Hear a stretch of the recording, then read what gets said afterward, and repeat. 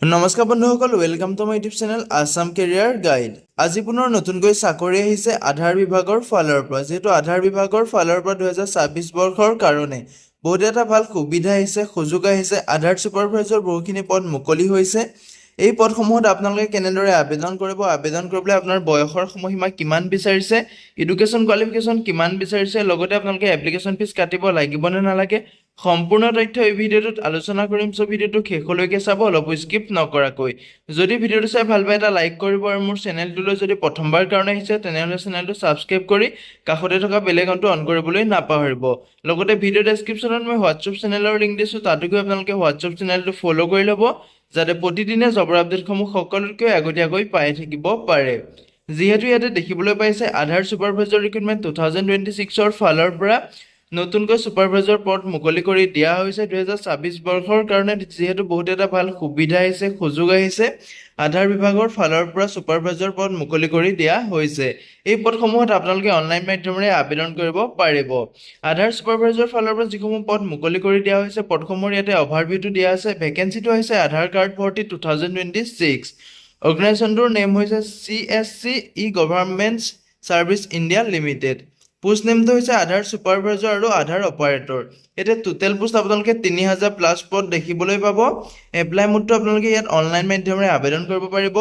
হু কেন apply ক্ষেত্ৰত ক'বলৈ গ'লে অল ইণ্ডিয়া মেল ফিমেল কেণ্ডিডেটে, ভাৰতৰ সকলো পুৰুষ মহিলা এই পদসমূহত আবেদন কৰিব পাৰিব। ইয়াতে আপোনালোকৰ আধাৰ ছুপাৰভাইজাৰ ৰিক্ৰুটমেণ্টৰ বয়সৰ সময়সীমাটো দিয়া আছে। মিনিমাম বয়সটো আপোনালোকৰ 18 বছৰ হ'লে আবেদন কৰিব পাৰিব। মেক্সিমাম ইয়াতে কোনো ধৰণৰ লিমিট দিয়া নাই, আপোনালোকে মিনিমাম 18 বছৰৰ পৰা এই পদসমূহত আবেদন কৰিব পাৰিব। লগতে ইয়াতে এপ্লিকেশ্যন ফিজটো কোনো ধৰণৰ এপ্লিকেশ্যন ফিজ কাটিব নালাগে। আপোনালোকে যদি আবেদন কৰিব বিচাৰে, ভিডিঅ' ডেছক্ৰিপশ্যনতে মই আবেদনৰ লিংক দিছোঁ, তাতে গৈ আপোনালোকে আবেদনসমূহ কৰি ল'ব পাৰিব। ইয়াতে কোনো ধৰণৰ এপ্লিকেশ্যন ফিজ নাকাটে। আবেদন কৰোঁতে আপোনালোকে যদি নিজে আবেদন কৰিব বিচাৰে, তেতিয়া আপুনি এটকাও খৰচ নোহোৱাকৈ আবেদন কৰিব পাৰিব।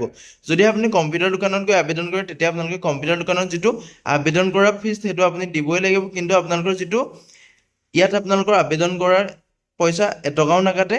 যিটো আপোনালোকে কম্পিউটাৰ দোকানত আবেদন কৰিব, সেই মানুহজনক আপুনি দিব লাগিব। ইয়াতে এডুকেশ্যন কোৱালিফিকেশ্যনৰ ক্ষেত্ৰত ক'বলৈ গ'লে আপোনালোকৰ 10 পাছ, 12 পাছ, গ্ৰেজুৱেশ্যনৰ কাৰণে পদ মুকলি কৰি দিয়া হৈছে।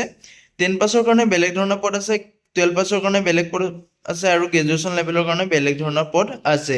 যদিহে আপুনি পদসমূহত ইণ্টাৰেষ্টেড হয়, এলিজিবল হয়, আবেদনসমূহ কৰি ল'ব পাৰিব।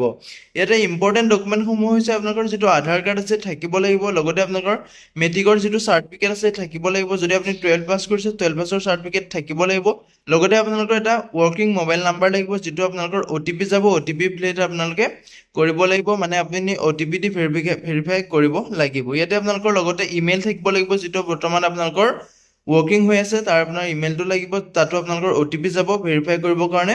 তাৰপিছতে আপোনালোকৰ পাছপোৰ্ট চাইজ ফটোগ্ৰাফ লাগিব, লগতে আপোনালোকৰ ছিগনেচাৰটো স্কেন কৰি আপলোড কৰিব লাগিব, আৰু আপোনালোকৰ যিটো কাষ্ট হয়, কাষ্টৰ চাৰ্টিফিকেট লাগিব। লগতে আপোনাৰ বয়সৰ প্ৰমাণপত্ৰৰ কাৰণে বয়সৰ প্ৰুফ এটা দিব লাগিব। ইয়াতে আপোনালোকৰ যিটো হাউ টু এপ্লাই ক্ষেত্ৰত ক'বলৈ গ'লে, যদিহে আপোনালোকে আধাৰ ছুপাৰভাইজাৰ ৰিক্ৰুটমেণ্টটোত ইণ্টাৰেষ্টেড হয়, এলিজিবল হয়, যদিহে আপোনালোকে পদসমূহত আবেদন কৰিম বুলি ভাবিছে, ভিডিঅ' ডেছক্ৰিপশ্যনতে মই আবেদনৰ লিংক দিছোঁ, তাতে গৈ আপোনালোকে আবেদনসমূহ কৰি ল'ব পাৰিব। ষ্টাৰ্ট ডেটটো যিহেতু 11 ফেব্ৰুৱাৰী তাৰিখৰ পৰা এই পদসমূহত আবেদন প্ৰক্ৰিয়াটো ষ্টাৰ্ট হৈ গৈছে। লাষ্ট ডেটটো আছে 10 মাৰ্চ তাৰিখলৈকে। যিহেতু 10 মাৰ্চ তাৰিখলৈকে লাষ্ট ডেট আছে, যদিহে আপোনালোকে আবেদন কৰা নাই, আবেদনসমূহ কৰি ল'ব পাৰিব। আজিলৈ ভিডিঅ'টো ইমানেই আছিলে। যদি ভিডিঅ'টো চাই ভাল পালে এটা লাইক কৰিব, আৰু মোৰ চেনেলটোলৈ যদি প্ৰথমবাৰ কাৰণে আহিছে তেনেহ'লে চেনেলটো ছাবস্ক্ৰাইব কৰি কাষতে থকা বেল আইকনটো অন কৰিবলৈ নাপাহৰিব। জয় হিন্দ, জয় অসম।